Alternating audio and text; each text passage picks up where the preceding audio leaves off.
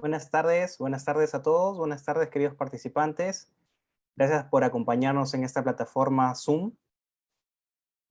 Brevemente vamos a escuchar el webinar llamado El rol de los datos en la transformación digital de las empresas, acompañado de Fernando Pareja, quien es embajador tecnológico y tech seller de IBM. Por favor, Fernando, a ver si estás presente por ahí.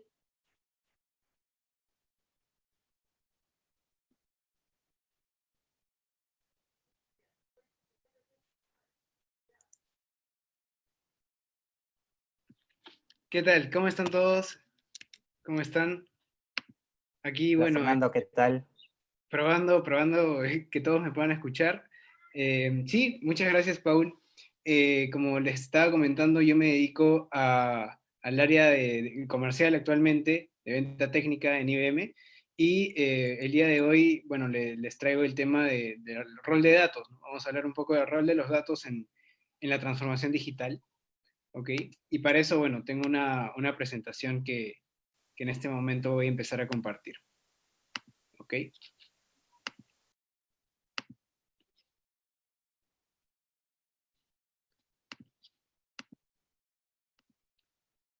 Ahí está. Paul, ¿me confirma si se puede ver para poder empezar? Sí, sí se puede ver, Fernando. Perfecto. Bueno, entonces un poco la dinámica, como ya les había explicado, Paul, es la presentación. Vayan apuntando ahí cualquier duda, inquietud, consulta. Y ya al final de la presentación tenemos una sección de preguntas para ir conversando un poco y hacerlo más dinámico. ¿Ok? Entonces, empezamos. Bueno, el tema de hoy, como les había comentado, es hablar un poco del rol de los datos en la transformación digital de las empresas. Soy Fernando Pareja y bueno, vamos a empezar. Antes de empezar, a mí siempre me gusta diferenciar algunos conceptos, ¿ok? ¿Y por qué diferenciar conceptos? Porque me ha pasado que, digamos, al hablar de inteligencia artificial, ciencia de datos, machine learning, big data, etcétera, hay mucha confusión en los términos porque se utilizan tanto que ya a veces la gente se confunde y termina utilizando, mezclando estas palabras y no se ve muy clara la diferencia, digamos, de forma sencilla, ¿no? Entonces, un poco para comenzar esta presentación quería hacer esa distinción entre qué es inteligencia artificial, qué es machine learning, deep learning, data mining, big data, ¿ok? Entonces, como pueden ver acá, he tratado de simplificar un poco dónde va cada concepto. Y podríamos hablar de que el campo de la inteligencia artificial como tal es un área dentro de las ciencias de la computación grande, en la cual se estudia básicamente cómo las computadoras pueden simular el proceso cognitivo humano, ¿ok? Así de general. Desde la visión, la audición, bueno, todos los sentidos que tenemos, la comprensión, el aprendizaje de temas, todo esto lo trata el subcampo de la inteligencia artificial, ¿ok? Dentro de este particular campo de inteligencia artificial se encuentra lo que ven acá, que es el machine learning. Machine learning es aprendizaje automático. Y justamente viene a ser el subcampo de la inteligencia artificial que se dedica a entender cómo pueden hacer las computadoras para simular digamos, el hecho de aprender, ¿no? El comportamiento o, digamos, la habilidad de aprender que tenemos nosotras las personas. ¿Okay? Entonces, específicamente se dedica a eso, cómo enseñar a una computadora a que aprenda como el ser humano. ¿Ok? Y dentro de ese campo está el campo de Deep Learning, ¿ok? Que esto ya es un poquito más avanzado, es más reciente. Con reciente me refiero a los últimos 10 años, 5 años, donde ¿qué se hizo? Bueno, se empezó a estudiar justamente cómo hacían los seres humanos para aprender, o cómo hacía nuestro cerebro para aprender, y finalmente lo que arrojaron un montón de estudios es que teníamos que simular la actividad neuronal o las redes neuronales, como se le llama, en las computadoras para que sigan más o menos un mismo proceso de aprendizaje. Entonces, a ese aprendizaje profundo a nivel de simulación de redes neuronales en computadoras se le llama deep learning. ¿Ok? Entonces, más o menos para ubicarnos, ese es el esquema. Y ahora ustedes se preguntarán, ya, ¿y qué pasó con data mining, big data? Eh, bueno, básicamente, ¿qué ocurre? Que para que todos estos algoritmos puedan funcionar, para que realmente pueda ser aplicable una inteligencia artificial que, por ejemplo, este, aprenda palabras, aprenda a reconocer lenguaje, aprenda a reconocer imágenes, bueno, y redes neuronales que también traten de conseguir el mismo objetivo, es necesaria una materia prima, por decirlo así. Y esa materia prima es justamente los datos, ¿no? Y ahí es donde entran estos dos grandes conceptos, que son el data mining y el big data. Data mining es todo un campo, digamos, también de la ciencia de las ciencias de la computación y estadística también, que se dedica a encontrar patrones, ¿ok? En los datos, ¿ok? Es análisis, es más del lado de análisis de datos y ver cómo estos se comportan, qué patrones siguen, sacar inferencias, estadísticas, etc. Y la parte del Big Data, ¿ok? Es más que todo un concepto, yo diría, teórico, ¿no? Que vamos a explicar más adelante en la presentación, pero que básicamente es el hecho de hablar de un gran volumen de datos, ¿ok? Big Data es eso, no es una tecnología ni mucho menos, es simplemente el concepto de trabajar o de tener un gran volumen de datos de manera, digamos, que crecen de manera exponencial, ¿ok? Entonces, siguiendo con esa presentación, podemos decir que justamente la inteligencia artificial es la simulación del comportamiento humano hecho por computadoras, ¿ok? Entonces, como más o menos les explicaba, este es el proceso cognitivo que nosotros tenemos, ¿no? El hecho de observar, interpretar, evaluar, decidir, son, digamos, etapas que sigue nuestro cerebro al momento de estar interactuando con la realidad. Entonces, esto nos da ciertas capacidades humanas, por ejemplo, ver, poder leer, aprender, conversar. Y como les decía, la idea de la inteligencia artificial es que ésta simule, ¿ok? Estas capacidades humanas. Y así tenemos capacidades de inteligencia artificial, que son, digamos, el símil de las anteriores, ¿no? En el caso de ver, hay todo un campo dentro de inteligencia artificial que se dedica a la parte de computación visual o computer vision, ¿okay? Que es la parte de cómo reconoce, digamos, o entiende lo que está viendo una máquina, a partir de una cámara, obviamente. De ahí está la parte, por ejemplo, de leer, está la parte de Natural Language Processing, ¿okay? Que es el NLP, y justamente se dedica a eso, cómo reconocer texto, cómo entender lo que está escrito, ¿ok? Y poder leerlo. Genial. Entonces, de ahí seguimos con la otra, que es, por ejemplo, speech to text o text to speech.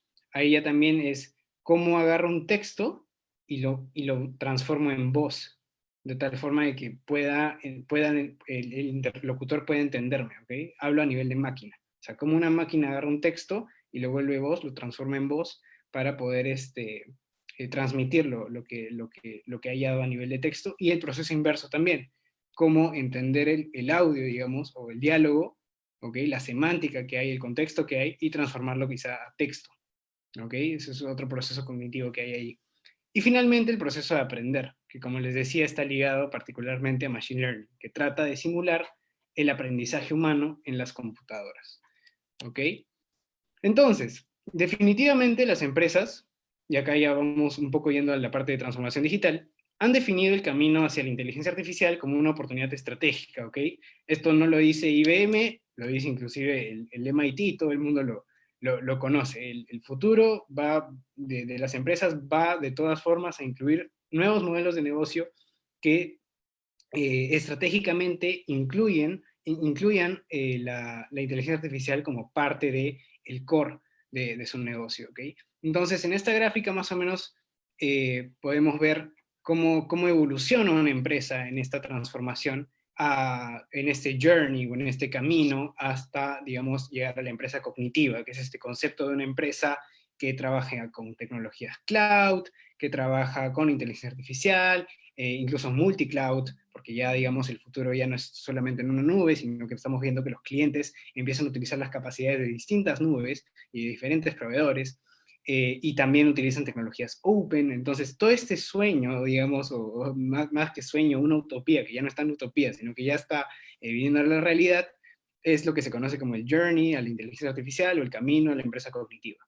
¿Okay? En ese camino vemos que hay una línea acá de, este es el tiempo y este es el valor, digamos, ¿no? Que trae la tecnología o que va trayendo la inteligencia artificial al negocio.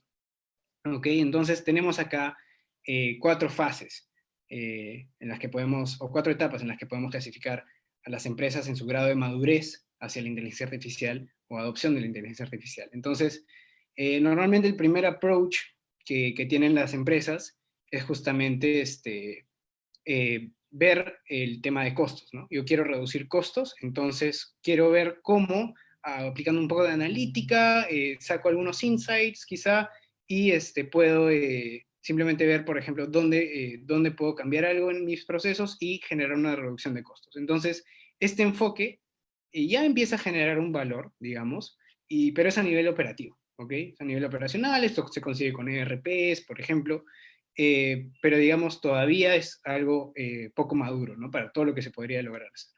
De ahí ya viene una etapa de modernización.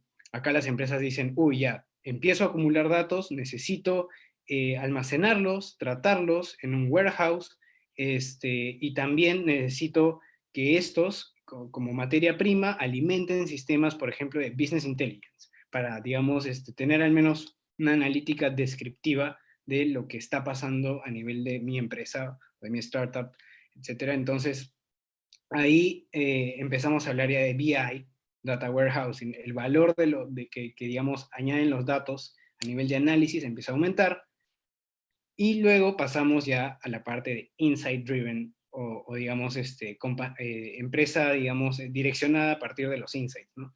¿Qué ocurre ya también en esta etapa? Que ya se empieza a aplicar herramientas de analítica, herramientas de self-service. Self-service quiere decir que yo, por ejemplo, como usuario de negocio, puedo finalmente escoger qué datos cruzar, encontrar, digamos, correlaciones interesantes, ¿no? Está, por ejemplo, este ejemplo clásico que siempre ponen de las cervezas y los pañales, que bueno, hubo un supermercado que encontró que había una relación en los fines de semana en la compra de cerveza con la compra de pañales, porque los papás eran precisamente los que iban a comprar el fin de semana, y como tenían un partido de fútbol también, y tenían que comprar los pañales, finalmente terminaban pasando a comprar los pañales y luego la cerveza. Entonces, esto, por ejemplo, se descubrió con la analítica y finalmente empezaron a hacer como que promociones, ¿no? De llévate un pañal y una lata de cerveza, por ejemplo. Entonces, eso solamente se puede descubrir cuando empezamos a cruzar datos que antes no estaban justamente habilitados o estaban en silos, ¿ok? A nivel de sistemas, y ahora ya se pueden cruzar. Finalmente llega la parte ya de la transformación, que es cuando ya se empiezan a generar nuevos modelos de negocio en cuyo núcleo, en procesos core, está embebida la data y el uso de la data y justamente la inteligencia artificial, que permite generar, por ejemplo, algoritmos de recomendación, algoritmos predictivos, etcétera. Y ahí, por ejemplo, ya tenemos algunos negocios súper exitosos que aplican esto. Por ejemplo, Netflix. Netflix tiene como núcleo de su modelo de negocio el algoritmo recomendador de películas, ¿ok? Entonces ahí ya vamos viendo cómo esto se asocia a empresas que van a, evidentemente, liderar el mercado a futuro, porque tienen embebido en el núcleo, en el proceso core de su negocio, a la inteligencia artificial y a la data, ¿no? Entonces, la mayoría de empresas se encuentra aquí, como ven acá. Están justamente en un proceso de modernización, en un proceso de adopción de ser una empresa, digamos, insight-driven. Y bueno, a lo largo de esta charla vamos a ver qué se tiene que hacer, o cuáles son los principales retos que estas empresas tienen que solucionar para llegar a completar el journey a la inteligencia artificial. Entonces, ¿qué permitió justamente la aceleración de la inteligencia artificial? Porque como ven, este concepto no es nuevo, no es tan nuevo. De hecho, aproximadamente desde 1920, 30 ya se empezó a hablar de inteligencia artificial a nivel de ciencias de la computación. No es nada nuevo. Entonces ustedes se preguntarán, ¿por qué recién ahora los modelos se pueden usar? ¿Por qué recién ahora hay un boom de este concepto? ¿Por qué ahora lo podemos encontrar en aplicaciones? ¿Lo podemos encontrar en incluso autos que se manejan solos? Y ahí, bueno, la respuesta justamente es porque ahora tenemos data, tenemos mucha data. Y estos modelos lo que requieren para poder trabajar, para poder, digamos, arrojar resultados interesantes, innovadores, es justamente data para poder aprender. ¿Ok? Entonces, esta data, precisamente, bueno, tiene que venir de algún lado. ¿Ok? Entonces, si nos ponemos a pensar en quién es el mayor fabricante de datos a nivel mundial, bueno, ahí quién creen que podría ser, ¿no? Algunos dicen Google, o no sé, alguna empresa, pero no, el mayor fabricante de datos en el mundo somos nosotros, cada uno de nosotros, desde que se empezó a digitalizar el mundo y empezamos a tener dispositivos, computadoras, laptops, tablets, etcétera, es que finalmente pudimos empezar a generar esta cantidad de datos y producir el mar de información que ahora alimenta estos sistemas. ¿Okay? Entonces hablamos de una explosión de data. ¿Okay? Y del famoso Big Data. ¿Okay? Big Data empieza a existir cuando ya la cantidad de datos que se tiene es, digamos, imposible de contener o procesar, porque ya la data disponible genera este gap que ven acá, ¿no? Y ya rompe nuestra habilidad de contener todos esos datos y empezar a trabajar con ellos, porque definitivamente dejamos de producir datos netamente, digamos, estructurados, como son, por ejemplo, no sé, datos como celular, DNI, etcétera, a datos no estructurados como son videos, fotos, documentos, etcétera, ¿no? Entonces, eso hace que ya el volumen de datos crezca exponencialmente y finalmente se puedan coger estos algoritmos de esa data que producimos nosotros y se progrese en ese campo, ¿no? Solamente para que lo tengan como dato, aproximadamente desde el inicio de la humanidad, ¿ok? De la historia de la humanidad, hasta el 2000 más o menos, se produjeron 5 exabytes de información, ¿ok? 5 exabytes de información. Y eso equivale a 1000 petabytes, que bueno, ahí tienen las equivalencias para que saquen los cálculos, es un montón de información que se produjo desde el inicio de la humanidad hasta el año 2000 aproximadamente. Ahora, digamos, hoy actualmente, producimos esa misma información, o sea, 5 exabytes cada 2 días, aprox. ¿Ok? Entonces se dan cuenta de que realmente el crecimiento de datos es exponencial.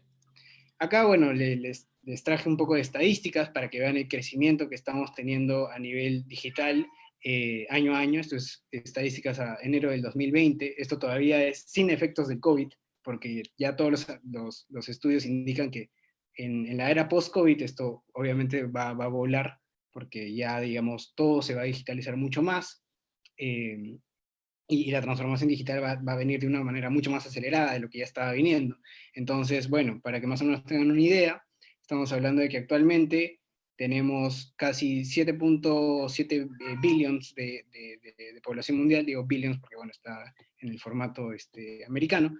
De esos 5.2 aproximadamente son usuarios de móviles, tenemos una penetración de móviles de casi 70% a nivel global, usuarios de Internet también casi 60%, y usuarios activos de social media, aproximadamente el 50% de la población mundial. ¿Okay? Y esto, como ven, está en una tendencia incremental. Aproximadamente cada 60 segundos, en lo que he ido hablando, ya pueden sacar también ahí un cálculo, ha ocurrido esto en el Internet, ¿no? Se han hecho 1.3 millones de logins a Facebook, se han hecho 4.1 millones de queries en Google, se han mirado, o bueno, se han visto 700.000 aproximadamente horas de video en Netflix, ¿ok? Y bueno, como ven, es increíble la cantidad de datos que vamos generando segundo a segundo, ¿no? Entonces, lo que ocurre con esto finalmente, y creo que acá se grafica muy bien, es el hecho de que la información está volando a niveles nunca antes vistos en nuestra historia, a nivel de generación de información, generación de datos. El tiempo, bueno, eso sí se mantiene todavía constante, pero ahí es donde el tiempo que tenemos para procesar esa información, analizarla, generar un conocimiento, se empieza a ver limitada por nuestra propia capacidad humana. ¿ok? Y es que nosotros, por más que queramos, por más que seamos los supergenios de los mamíferos, nunca vamos a poder con tantos volúmenes de datos, y es ahí donde nos apoyamos en una inteligencia artificial que nos sume justamente esa capacidad de análisis y refuerce o empodere las capacidades humanas para justamente poder trabajar con este gran volumen de información y generar modelos que nos puedan ayudar, en este caso, a nivel empresarial. ¿Ok? Entonces, no es una novedad. Durante años hemos escuchado sobre el potencial de los datos que todavía no se explota. Se habla de monetización de datos, en que estos realmente se van a convertir en una importante fuente de ingresos si es que se incluyen dentro de los nuevos modelos de negocio que les estaba comentando. Tenemos justamente ahora la inteligencia artificial, ya aquí no es una promesa tanto, sino que ya es una realidad, ¿no? Que está transformando a las industrias. Se hacen cálculos siempre de cuánto podría generar el boom, digamos, de esa tecnología en el mercado. Actualmente, bueno, como ven ahí, estamos hablando de que va a generar 2.9 billones de dólares en valor comercial, ¿ok? Va a incrementar las horas de productividad en los trabajadores porque, como les digo, no es una cuestión tanto de reemplazo, es más una cuestión de empoderamiento o de reforzamiento, digamos, de las capacidades que ya tenemos. ¿Ok? Entonces, lo que tú antes podías hacer sin inteligencia artificial en 2 horas, ahora lo vas a poder hacer quizá en media hora. ¿Ok? Entonces, más o menos ahí es cuando nos damos cuenta de cómo nos puede ayudar para ser más productivos, para facilitarnos la vida, ¿ok? Y finalmente dedicar las capacidades humanas a ciertas áreas donde realmente, bueno, las computadoras no pueden, digamos, hacerlo más rápido o mejor que nosotros. Entonces, a medida que los datos se vuelven más accesibles, y acá viene también algo importante que es la palabra accesibilidad, proporcionan más valor, ¿ok? ¿Por qué también no ha habido una transformación digital o no existe una transformación digital tan ágil? Es por el hecho de que los datos han estado guardados en silos, ¿ok? Y no se han conectado. Lo mismo que pasaba con las empresas antes con sus enfoques, digamos, jerárquicos, que bueno, luego vino lo de gestión por procesos y finalmente ahora se habla de metodologías ágiles, horizontales, ¿ok? Ya, algo así pasa con la data. La data normalmente se ha guardado en silos de información que, bueno, tienen registros independientes y no se podían cruzar, no eran accesibles, tenían problemas, no había depuración o cruce en el cruce de datos. Y finalmente, por ejemplo, ¿no? Tenemos una base de datos del Ubigeo del Perú en la SUNAT y otra en, no sé, el INEI, ¿ok? Finalmente nunca se han cruzado y bueno, es data que uno pensaría que debería estar cruzada hace años, pero finalmente no lo está, ¿ok? Entonces, ahí es cuando, bueno, vemos justamente que una empresa tiene que, bueno, si es que desea ser el líder del mercado, tiene que extraer la mayor cantidad de valor de los datos que posee, ¿ok? Entonces, finalmente, una empresa digitalmente transformada va a ser aquella que utilice tecnologías disruptivas, tome decisiones en tiempo real, pueda justamente utilizar los enfoques de inteligencia artificial, multicloud, como capacidades ya embebidas en su modelo de negocio, y bueno, finalmente con eso pueda generar nuevos modelos de negocio que se diferencien completamente, la vuelvan una empresa con ventaja competitiva y bueno, la vuelva líder del mercado al fin y al cabo. ¿Ok? Entonces, para que se den cuenta de la importancia de cambiar, de ser una empresa adaptable, bueno, esto no es algo nuevo, pero ahora con el tema de la pandemia hemos visto cómo se han cambiado o han tenido que reinventar muchos negocios.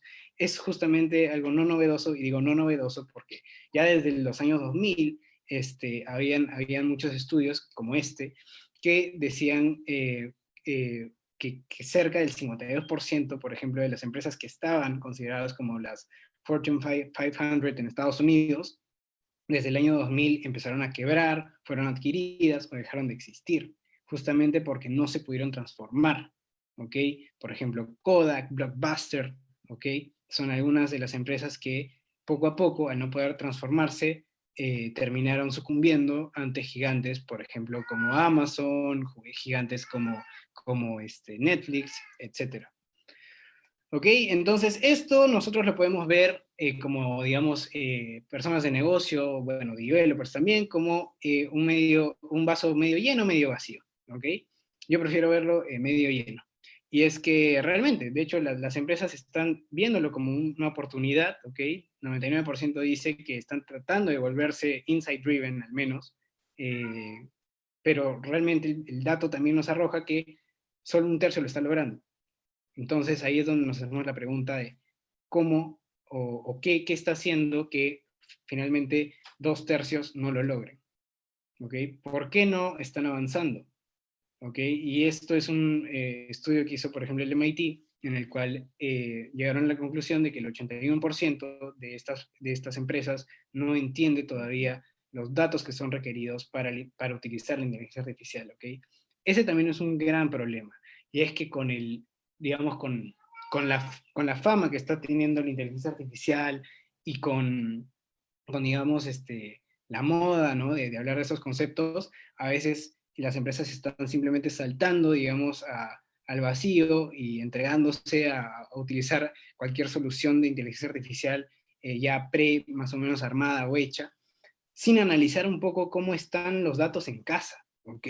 Cómo está la famosa arquitectura de la información, que es tan importante y a veces tan olvidada, ¿no? Y es que cuando uno voltea a ver cómo están los datos almacenándose en nuestra base de datos, en nuestro data warehouse, si se están cruzando bien, si tenemos consistencia de datos, integridad de datos, disponibilidad de datos, etcétera, ahí es cuando empezamos a encontrar un montón de retos que justamente llevan, cuando no, digamos, se prevén a el fracaso de proyectos de inteligencia artificial. ¿Ok?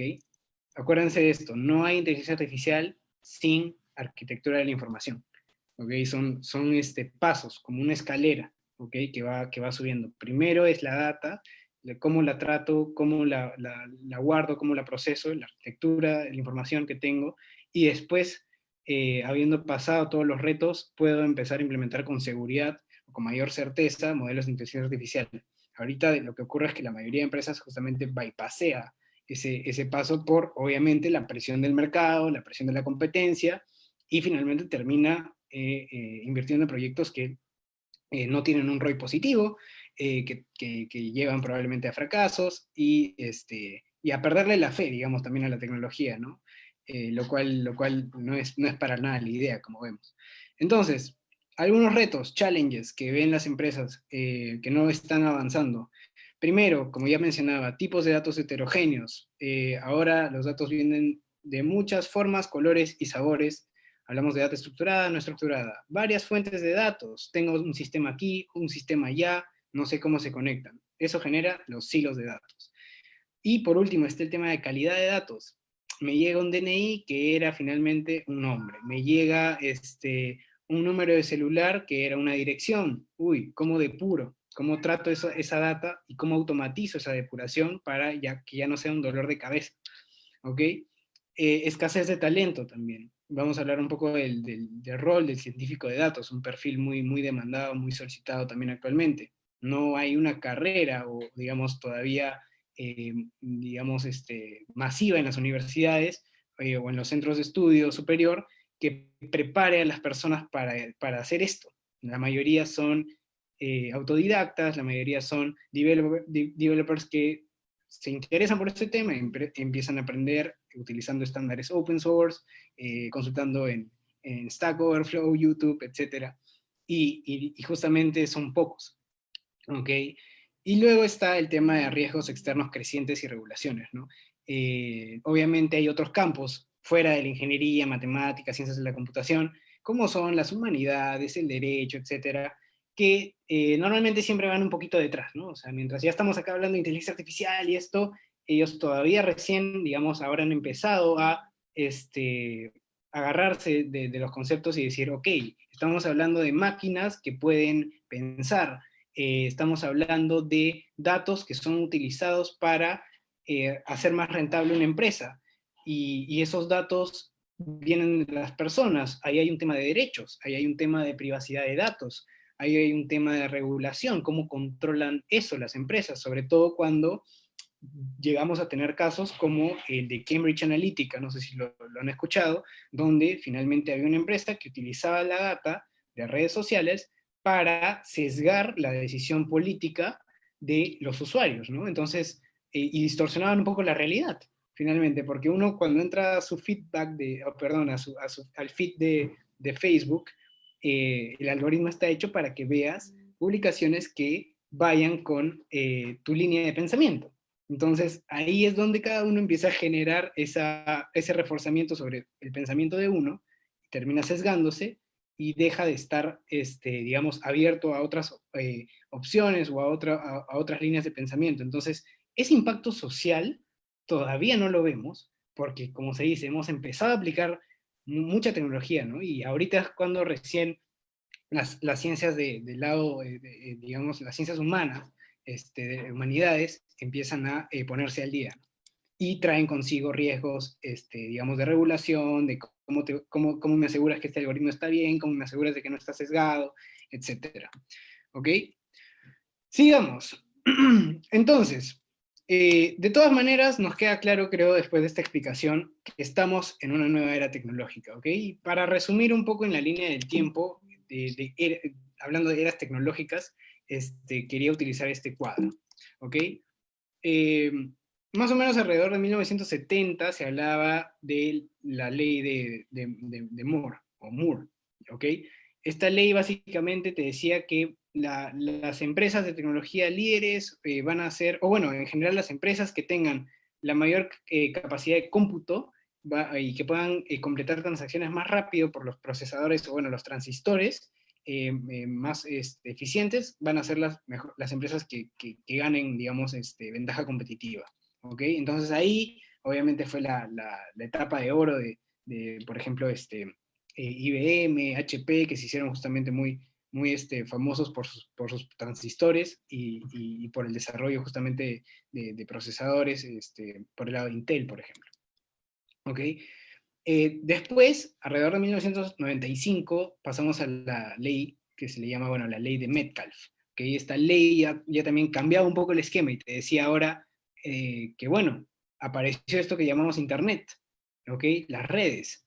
Entonces, ahí justamente, ¿qué empresas fueron las que sobresalieron? Aquellas que hayan podido generar mercado o valor a partir de el uso de Internet. ¿Ok? Entonces, ahí, por ejemplo, los grandes jugadores fueron Amazon, Google, Netflix, Facebook, que definitivamente, bueno, o sea, ya ganaron esa era tecnológica, ganaron en esta ley de Metcalfe, y actualmente, bueno, los vemos ahí como gigantes, ¿no? Finalmente, y esto es, digamos, el point of view o el enfoque que tiene IBM, es que actualmente nos encontramos en lo que denominamos la ley de Watson, o Watson's Law, ¿ok? En la cual estamos hablando ya de la era del aprendizaje, ¿ok? La era del conocimiento. Entonces, ahora ya no se trata de quién tiene mejores transistores, no se trata de quién aprovecha más el Internet o quién es dueño del Internet tanto, porque ya son eras, digamos, pasadas, y ahora el futuro está en qué empresa es la que va a aprender más, ¿ok? Que va a tener mayor conocimiento del mercado, de los datos, acerca del mundo, acerca de sus clientes, etcétera, de su cadena de suministro, etcétera. Entonces, ahí es cuando IBM entra a jugar como player importante, porque, bueno, nosotros hemos sido pioneros en justamente habilitar o poner a disposición de las empresas la inteligencia artificial desde, bueno, que creamos a Watson, ¿no? Y bueno, entonces, ya que estamos hablando de inteligencia artificial, ¿qué es lo que debemos hacer para tener éxito con la inteligencia artificial que viene a ser el futuro? Y finalmente, si volvemos al título de la presentación, ¿no? El rol de los datos en la transformación digital es justamente servir de materia prima o servir de combustible para transformar a las empresas a una empresa cognitiva a partir de inteligencia artificial. Entonces, viendo ese punto de vista, podemos decir que realmente para tener éxito con la inteligencia artificial debemos cambiar nuestro enfoque con los datos. ¿Ok? Entonces, ahí es cuando entramos a hablar de ciencia de datos. ¿Okay? La ciencia de datos, como les había mencionado, viene a ser un campo un poco interrelacionado, mezclado, intersecado entre, digamos, los conjuntos de conocimientos o saberes de ciencias de la computación, matemática, estadística y algo muy importante que muchos olvidan, el conocimiento o el dominio del lado del negocio. ¿Y por qué lo resalto? Porque finalmente una ciencia de datos que solamente se trata de programación y conocimiento de algoritmos estadísticos, si no se transmite o se traduce en valor o aplicación al negocio, termina siendo simplemente teórico, ¿ok? Teórico y no agrega valor. Entonces, eso es ciencia de datos y tenemos que cambiar el enfoque de los datos hacia un enfoque de hacer ciencia de datos para generar esta transformación digital, ¿ok? A manera de resumen, podría decir que ciencia de datos no es nada más que conversar con los datos, ¿no? Debemos llegar a ese nivel de adopción, digamos, de los datos en las empresas en los que un ejecutivo o una persona, un tomador de decisión, pueda simplemente hablar con la data y simplemente preguntarle, ¿no? ¿Cuál es la mejor decisión de venta para tal producto? ¿Dónde debo colocar por ejemplo, mis ahorros? ¿Dónde debo renegociar este préstamo? ¿Dónde debo escoger a mis proveedores? ¿Cómo debo evaluar este proveedor? Ese tipo de preguntas deberían ser respondidas finalmente por la, el uso de la ciencia de datos, ¿no? Que es lo que nos permite conversar con los datos. ¿Ok? Y ya yendo más para un público developer, que entiendo que también están por ahí en la audiencia, hablemos un poco de herramientas, ¿no? De un data scientist, un científico de datos. Y con herramientas me refiero a lenguajes de programación. En ese sentido tenemos a Python, un gran protagonista, SQL, R, C++, Scala, y Java, por ejemplo, que finalmente son, como yo le denomino, el guante del infinito, para los que han visto Avengers, de los científicos de datos. ¿Ok? Entonces, son lenguajes de programación que cualquier científico de datos debería conocer que, bueno, obviamente el mix de este conocimiento de lenguajes de programación agrega valor finalmente, ¿no? A quien se quiera desempeñar como científico de datos. Y esto también les ayuda a los que están más de línea del negocio también a ver más o menos qué tipo de requisitos deben buscar en estos perfiles. O también si quieren aprender, porque justamente y vuelvo al anterior, el slide, como pueden ver acá, un científico de datos puede partir de ser alguien que estaba metido en matemática hacia un científico de datos, de ser alguien que estaba metido en ciencias de la computación y ahora quiere saber ciencia de datos, como también, y hay muchas personas del lado del negocio que también pueden justamente aprender de ciencia de datos e ir, digamos, a conocer un poco de cómo funcionan los algoritmos y aprender. Entonces, justamente por eso Python se ha vuelto tan famoso, porque es un lenguaje muy fácil de aprender, ya sea para un matemático que nunca ha visto programación, como también para alguien de línea de negocio que nunca ha visto programación y quiere meterse a aprender un poco de ciencia de datos. Desde el punto de vista de IBM, eso está súper genial, muy bueno, pero también entendemos que hay gente que, o incluso desarrolladores que, bueno, o sea, no quieren ver programación o escribir líneas de código a cada rato para automatizar tareas que podrían hacerse tranquilamente bajo una interfaz mucho más amigable, sin tanto código, y es por eso que nosotros también en nuestras herramientas o plataformas hemos, digamos, colocado las opciones para incluso armar modelos de machine learning con bloques. O sea, así como si fuera un flujo en vicio de procesos, igual. Con bloques se puede armar rápidamente una aplicación o un código que ejecute un modelo de machine learning o de inteligencia artificial. ¿Ok? Entonces, ya yendo justamente a la herramienta que nosotros tenemos que les estaba comentando, y para los que estén interesados, la herramienta que IBM tiene para todo lo que está relacionado a ciencia de datos se llama Watson Studio, ¿ok? Watson por el hecho de que puedes integrar inteligencia artificial y Studio, ¿por qué? Porque funciona como justamente un laboratorio, ¿ya? En el cual tú como científico de datos tratas desde la conexión y el acceso a la data, como pueden ver acá, vas pasando por la búsqueda y procesamiento o digamos, digamos, hallazgo de data relevante dentro de esa colección de datos, la preparación o la depuración de esa data, ¿ok? Mediante lo que nosotros llamamos el data refinery, la refinería de datos, ¿ok? Todo esto es en proceso de automatización, ¿ok? pasando luego por la construcción y el entrenamiento de los modelos de Machine Learning o Deep Learning, ¿ok? Y llegando a la parte ya del despliegue del modelo para que pueda ser consultado vía APIs, vía web, ¿ok? Por otros aplicativos, por ejemplo, y la parte también no menos importante, pero que a veces se descuida, del monitoreo, análisis y gestión del algoritmo, o bueno, el modelo de inteligencia artificial que hemos generado hacia atrás, ¿ok? ¿Por qué esta parte es importante y la recalco? Porque no todas las empresas que están metidas en inteligencia artificial, salvo IBM obviamente, están interesadas en lo que para IBM es fundamental, que es el Enterprise Trust, o la confianza empresarial, la robustez y la seguridad de todo esto que está atrás, ¿ok? ¿A qué me refiero? A que evidentemente un modelo de inteligencia artificial puede estar sujeto en el futuro a una auditoría. Pueden querer averiguar si tiene sesgo, porque existe algo que se llama el bias en inteligencia artificial, que es cuando un modelo está mal entrenado, digamos, y se sesga por una opción en particular, la robustez del modelo y la seguridad del modelo, ¿ok? ¿Cómo me aseguras que si utilizaste datos de clientes, estos permanecieron confidenciales o encriptados durante todo el proceso? ¿Tienes esa trazabilidad? ¿Ok? Entonces, eso es algo que para IBM, y obviamente para nuestra nube, IBM Cloud, es algo que está de facto y nos preocupa bastante, ¿no? Y bueno, dentro de Watson Studio tenemos dentro del portafolio de Watson tenemos varios servicios de inteligencia artificial que ofrecemos. Algunos de ellos, bueno, son los que pudieron ver que imitan o tratan de simular las capacidades humanas, como Speech to Text, que está acá, Watson Assistant, que es para el tema de utilizar o hacer un asistente virtual, el Natural Language Understanding, que es para entender el texto que digamos, le puedes dar al modelo. Personality Insights, que es para descubrir personalidades digamos, la persona a medida que va escribiendo un texto. Discovery, que viene a ser la herramienta de data mining, entre otras, ¿no? Podemos ver la parte de Visual Recognition, que es reconocimiento de imágenes, ¿ok? La parte de Machine Learning, importante también, y también la que les he estado comentando, abocada a lo que es ciencia de datos, que es Watson Studio.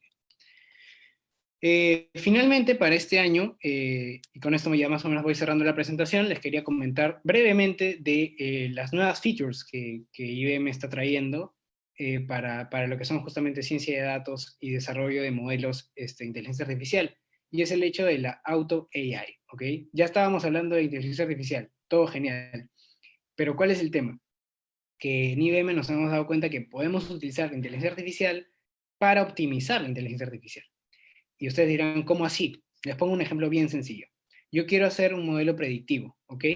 O un modelo, digamos, que prediga cuando una persona va a dejar de ser cliente de mi empresa, ¿ok? Entonces, para eso, ya voy a la inteligencia artificial, veo el portafolio de algoritmos que me ofrece y veo que tiene, no sé, 100 algoritmos que me pueden servir para hacer esta predicción. Lo que hace normalmente un científico de datos es decir, bueno, voy a probar con 3, voy a analizar el error que me bota cada uno, porque hay un error de predicción, y me voy a quedar con el que me dé menor error. Perfecto, lo hacen, se quedan con 3, botan más o menos una predicción, digamos, con una precisión aceptable, ¿no? 80%, ya, perfecto, funciona, lo aprueban, se despliega el modelo.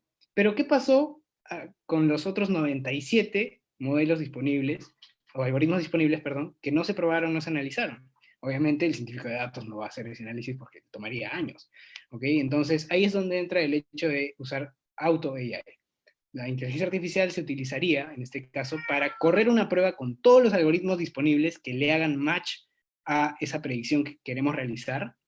Encontraría entre esta gran variedad de algoritmos el mejor, o sea, con mejor me refiero a, por ejemplo, el del menor error, y no solo eso, sino que a ese le aplicaría optimizaciones hiperparamétricas, que es lo que ven acá, el HPO, para, aún siendo el mejor entre todos los algoritmos, cambiarle los parámetros, digamos, de manera hiperparamétrica y generar la mejor precisión posible.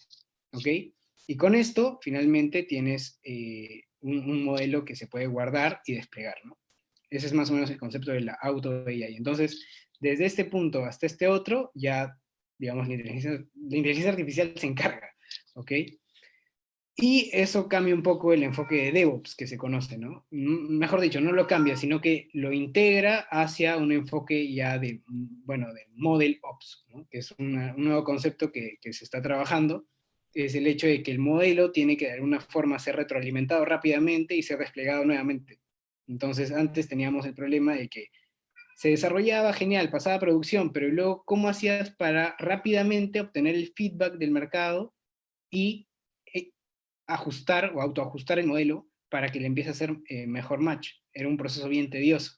Ahora con el Auto AI se podría agilizar y aplicar prácticas DevOps a este nuevo concepto de Model Ops, ¿no? Y bueno, entonces este es un dashboard básicamente de lo que es el Model Ops, perdón, el Auto AI de IBM. Y acá como ven, esto es un screenshot de la plataforma de Watson Studio, ¿ok? Aquí digamos, el Auto AI lo que hace es correr una serie de modelos, acá como ven, selecciona los top algoritmos, ¿ok? Y acá te genera finalmente un ranking, ¿no? Un pipeline leaderboard, que es un ranking donde te dice que, por ejemplo, este algoritmo fue el que te botó el mejor ROC. Este OROC es un indicador justamente que te permite comparar modelos, pero podríamos ponerle en vez de OROC, precisión, ¿ok? Y nada, finalmente te lista o te hace un ranking y le aplica un enhancement o una optimización hiperparamétrica, como ven acá el modelo ganador, hace eso con cada uno y finalmente te bota el mejor modelo, ¿ok?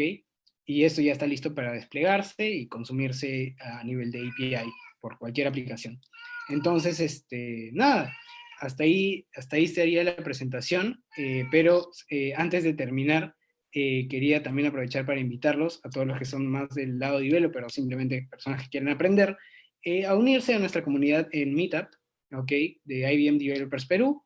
Ahí normalmente siempre hacemos lo que son talleres hands-on, laboratorios, charlas virtuales, talleres y mucho más. Así que nos pueden buscar en Meetup como IBM Developers Perú. Y ahí, bueno, pueden estar siguiendo los eventos que tenemos para ustedes. Así que sin más, bueno, Paul, tú mismo eres con la parte de preguntas. A ver, vamos a ver Sí, qué curiosidades han saltado por ahí. gracias Fernando por esta muy buena presentación. Ahorita voy a compartir mi pantalla un momento, por favor.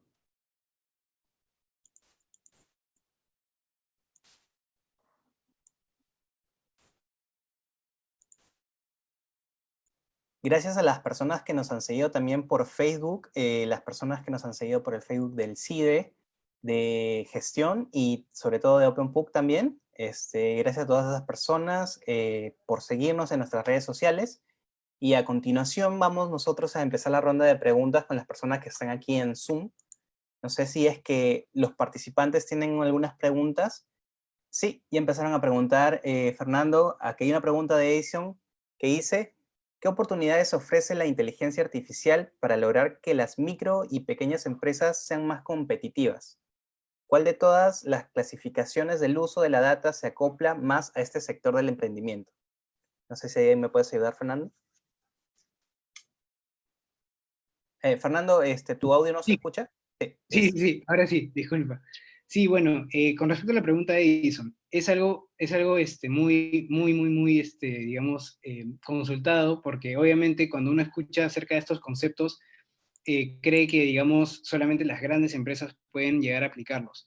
La idea y ahí quiero hablar particularmente de la tecnología de cloud, ¿ok? Es que justamente todo esto esté disponible para cualquier empresa que tenga conexión a Internet, ¿ok? Y de manera económica. ¿En qué sentido? En que, por ejemplo, al tener básicamente una cuenta de IBM Cloud, ya puedes tener acceso a capacidades de inteligencia artificial a nivel empresarial, ¿ok? Entonces, todo va a depender, y ahí es donde está realmente el reto, de cómo haces para que tu microempresa o tu negocio incluya la inteligencia artificial como parte de sus procesos core. Y eso ya es más una pregunta del negocio en sí, ¿no? Pero definitivamente las oportunidades son ilimitadas, depende de la creatividad que tengas para utilizar los datos que tiene tu micro o pequeña empresa, los datos que puedes cruzar, los datos que puedes conseguir, y finalmente, sobre el tema, digamos, de las capacidades tecnológicas que requieres, ya desde que pasamos a un esquema de cloud, ya no es una exclusividad de las grandes empresas, ¿no? No necesitas un data center, no necesitas un servidor gigante, literalmente cloud permite, y esa es la importancia de cloud, acceder a estas tecnologías de inteligencia artificial, entre otras, como por ejemplo blockchain, etcétera, de una manera digamos, pay as you go, que es pagar por lo que consumes. Entonces, eso definitivamente disponibiliza un montón la tecnología y abre las oportunidades para la creatividad de los microempresarios, pymes, startups, etc. Ahora, ¿cuáles clasificaciones del uso de data se acopla más a ese sector de emprendimiento? Como te digo, yo creo que la ventaja de un sector de emprendimiento es que puede cambiar mucho más ágilmente que una gran empresa. ¿Okay? Una gran empresa tiene procesos y tradiciones de años que son mucho más difíciles de cambiar a nivel cultural.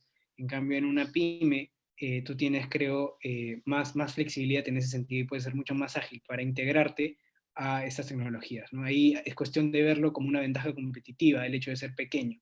Okay, puede ser pequeño, pero cambias más rápido, te adaptas más rápido a las necesidades del mercado y la disrupción, valga la redundancia, no es tan disruptiva con tu modelo de negocio si la piensas bien desde un inicio, ¿no? Desde el diseño. Así que sí, yo diría eso. Bueno, vamos a continuar con las preguntas. Igual nuevamente vamos a agradecer a las personas que nos han seguido por Facebook, a las personas del CIDE, de gestión y de OpenPUC. Muchas gracias. Vamos a seguir con la ronda de preguntas de las personas que están aquí en Zoom.